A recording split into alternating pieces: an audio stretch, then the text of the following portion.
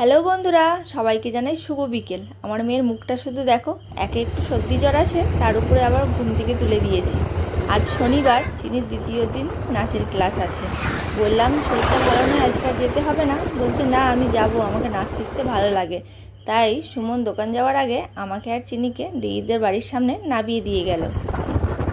পাপাকে একটু থাকতে বলছিল, পাপা থাকছে না বলে মেয়ের আবার রাগ হয়ে গেছে।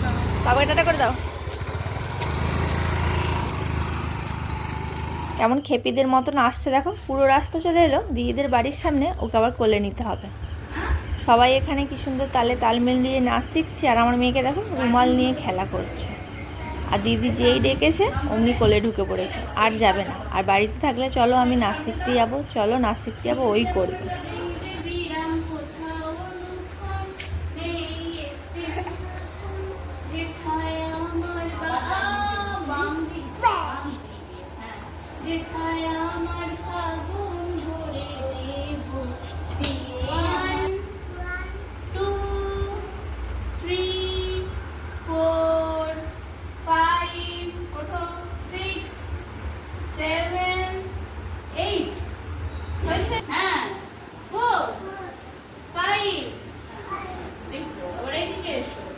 সুন্দর করে কলসি নীলু পাখনা দূরে যত দূরে যাই যদি চাকনা সোনালি রোদ আঁকি আলপনা সোনালি রোদ আঁকি আলপনা স্বপ্ন ভেসে। দিদিদের বাড়ি থেকে বেরিয়ে এবার অন্ধকারেই কীরকম নাচতে নাচতে যাচ্ছে দেখো।